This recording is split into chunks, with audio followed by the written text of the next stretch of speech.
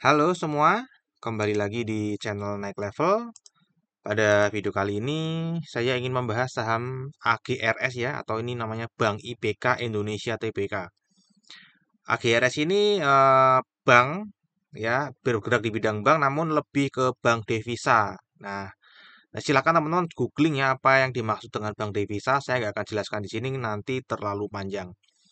Ya, AGRS ini sudah rilis laporan keuangan 1 tahun tanggal 14 Maret 2023 dan hari ini tanggal 15 Maret harganya memang nggak kemana-mana ya, sempat naik ke 87 kemudian kembali ke harga pembukaan. Ya, ini adalah kinerja harga sahamnya beberapa tahun terakhir. Kalau kita lihat ini kurang menyenangkan karena negatif semua. Jadi rata-rata teman-teman kalau pegang saham ini saat ini sedang floating minus ya. Bahkan year to date ini juga masih minus 6,67%. Harga tertinggi setahun terakhir ada di 153 dan harga terendahnya ada di 82. Jadi ini 84 itu lebih dekat kepada harga terendahnya. Jadi ini kelihatan sedang downtrend. Nah, ini adalah hasil corporate action RUPS terdekat ya, tanggal 8 Februari sebenarnya sudah cukup lama. Ya, ini adalah hasilnya.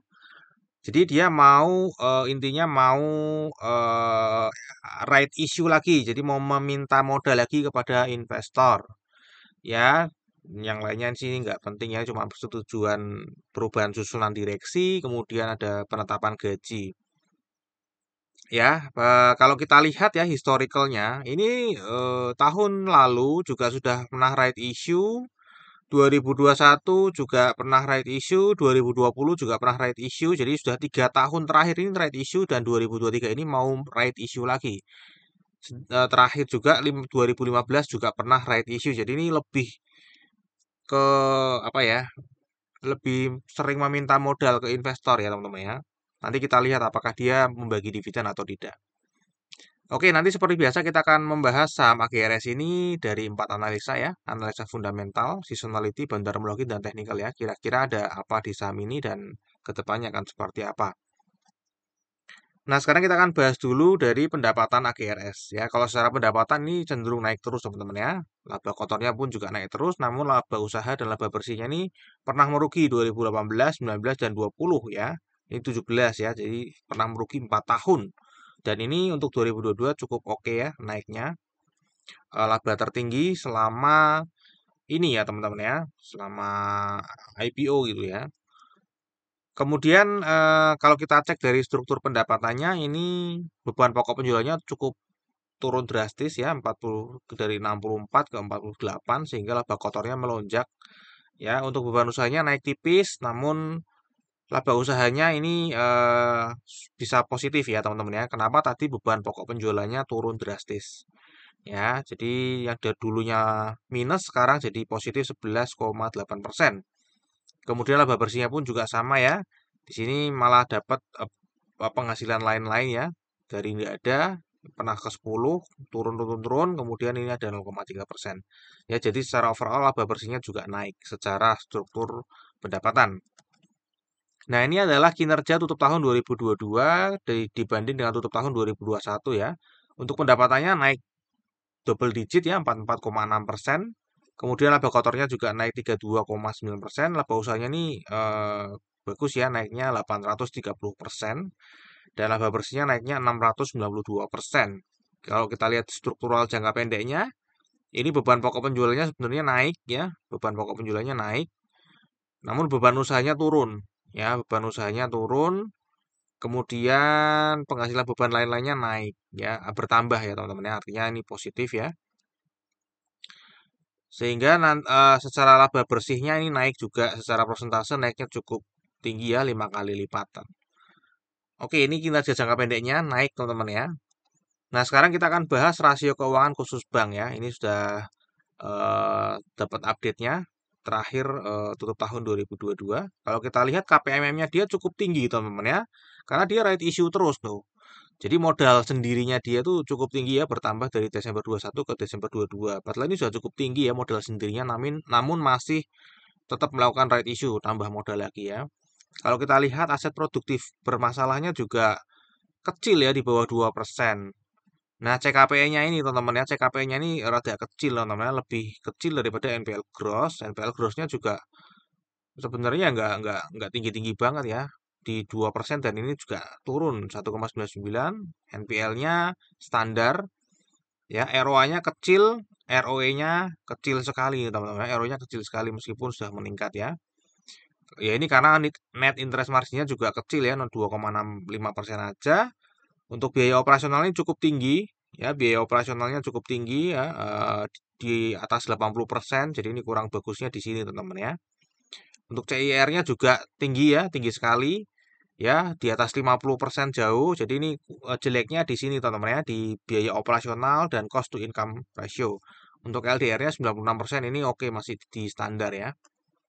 Jadi jeleknya cuman di ini ya, dia tidak efisien itu ya.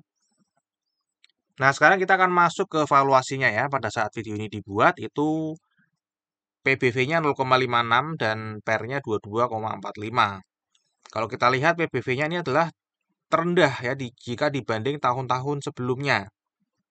Untuk PER-nya ini juga terendah ketika laba teman-teman ya. Jadi kalau negatif kan ini pasti minus ya. Pada saat profit ini PER terendah teman-teman ya.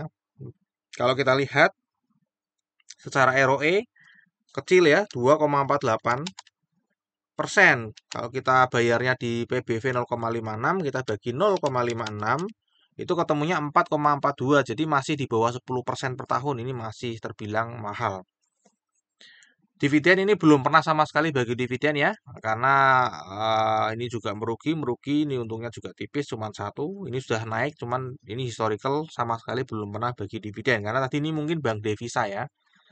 Bank devisa itu ya kira-kira seperti bank umum, ngumpulin dana, kemudian garis besarnya ya lebih ngurusin untuk perdagangan falas ke luar negeri gitu ya, ekspor, impor, seperti itulah.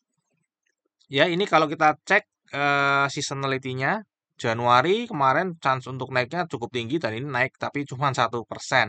Februari chance-nya untuk naik juga tinggi tapi turun. Maret memang memang jeblok ya, rata-rata di Maret memang jeblok. April juga sama, rata-rata jeblok. Nanti di bulan Mei yang cukup menarik ya. 50% namun ini hijaunya di 4 tahun terakhir ya, hijau. Ya, jadi ada chance di bulan Mei. Untuk bandarmologinya kita cek ya, ini dimiliki oleh Industrial Bank of Korea ya. Masyarakatnya ada 8,68% atau 2,4 miliar lembar saham. Ini juga ada saham treasury ya. Aneh ya, jadi dia punya saham treasury tapi right issue terus gitu ya. Kemudian jumlah pemegang sahamnya ini juga cenderung turun terus teman-teman ya, karena memang harganya turun terus. Ya, untuk pergerakan investor asing sendiri di sini perlu diabaikan saja karena hanya 2,7%, jadi nggak terlalu signifikan. Dan kalau kita cek sebenarnya untuk saham yang floating atau beredar di KSE ini totalnya 8,26 miliar ya. Jadi ini bertambah ya teman-teman ya, bertambah 732 karena ada right issue. Dan ini kalau kita cek ya, berarti ini pengendali memiliki sebagian sahamnya itu yang bisa dijual.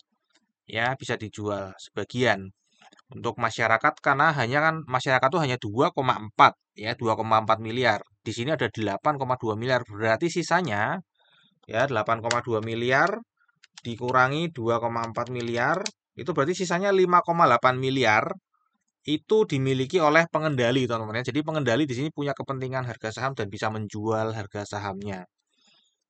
Ya, dan kalau kita lihat eh, ini struktur kepemilikannya ya, yang beredar di KSE artinya bisa menggerakkan harga saham. Itu untuk investor asing 74,61% dan investor lokalnya 25,39%. Kalau kita lihat pemegang tertingginya ada di foreign others teman-teman ya. Dan tadi ini kemungkinan adalah pengendalinya teman-teman ya. 5,8 miliar tadi kan. Ya 5,8 miliar nggak ada yang punya ya kecuali ya ini ya. Jadi ini masuknya ke foreign others ya. Kenapa saya nggak ngerti kenapa masuknya ke others ya bukan ke IB. Ya, jadi ini pemilik terbesarnya dan kalau kita lihat ini kurang bagus karena ini lagi buang barang ya. Karena dia kan right issue. Right issue harusnya kan kepemilikannya minimal sama Kalau dia menebus, ternyata dia malah nggak menebus, mungkin terdelusi atau dia malah jual barang. Ya, kalau ini lihat jual barangnya juga baru dari Januari ke Februari ya, jadi teman-teman baru sekali teman-teman. Oke, sekarang kita cek yang berikutnya untuk tertinggi kedua. Untuk investor asing ini nggak ada, teman-teman. Hanya benar-benar ini others ya. Yang lainnya ini kecil-kecil 0,25. Tertinggi berikutnya di lokal ternyata ya ini investor lokal, teman-teman ya. Investor lokal ini juga menambah kepemilikannya setelah right issue ada bertambah. Berarti ada sebagian mungkin yang tebus, teman-teman ya. Sebagian besarnya nebus harusnya ya, karena tadi kalau kita lihat jumlah pemegang sahamnya ini justru malah turun ya, berarti pemegang saham lamanya yang menaikkan kepemilikannya. Ya, dan di sini ada corporate yang mulai juga mengambil ya. Jadi ini jelas sedang distribusi karena oh, ini pemilik besarnya sedang mengurangi dan ditampung oleh investor retail. Oke, ini dari sisi apa yang terjadi ya setahun terakhir di saham AGRS ini. Kemudian kita akan masuk ke yang tanggal 1 Maret sampai 15 Maret ya, sampai hari ini. Kalau kita lihat di broker summary, dan grafiknya ini sebenarnya cenderung tidak ada pergerakan ya teman-teman ya. Cenderung tidak ada pergerakan. Jadi ini setelah right issue harga malah turun dan di sini dia nggak bergerak sama sekali. Kalau kita lihat di broker summary juga ini sedikit seimbang gitu teman-teman ya. Berimbang lah ya. Jadi lebih ke netral ini teman-teman. Nah, sekarang kita masuk ke teknikalnya ya. Kalau kita lihat ini likuiditasnya juga nggak terlalu tinggi, hanya 230 juta per hari. Jadi teman-teman sesuaikan likuiditasnya teman-teman ya. Kalau kita lihat ini sedang downtrend ya teman-teman. Lagi downtrend di bawah garis EMA 50. Cuman ini downtrendnya lah sedang di area ranging. Rangingnya di 84 ke 105 ya. Cuma karena ini arahnya downtrend dan tadi sedang distribusi, kemungkinan ya akan lebih turun ya. Jadi lebih cenderungnya akan turun. Ini mungkin akan naik lagi ke MA50 kemudian dia akan turun. Ya, kira-kira seperti ini. Ya, kemungkinan bisa ke angka 68 teman-teman ya. Oke, terakhir kita akan bahas risamnya tadi untuk fundamental, kinerja jangka panjangnya naik ya, baru 9 tahun. Kinerja jangka pendeknya naik, valuasi mahal, belum pernah bagi dividen, malah right issue berturut-turut setiap tahun. Ya, potensi naik nanti di Mei. Untuk seasonality, untuk Bandara Mologi ini sedang distribusi ya setahun terakhir, namun Maret ini terlihat netral. Kemudian technical downtrend dan likuiditasnya rendah. Terakhir sekali, disclaimer teman-teman ya, jadi analisa yang saya paparkan di YouTube ini adalah analisa saya pribadi, yang pastinya bisa saja salah. Jadi teman-teman bijaksana dalam menggunakan informasi yang saya sampaikan di video ini. Teman-teman tetap harus melakukan analisa sendiri sebelum memutuskan beli atau jual saham ini ya. Oke, sampai di sini dulu video ini dan kita akan jumpa lagi di video yang berikutnya.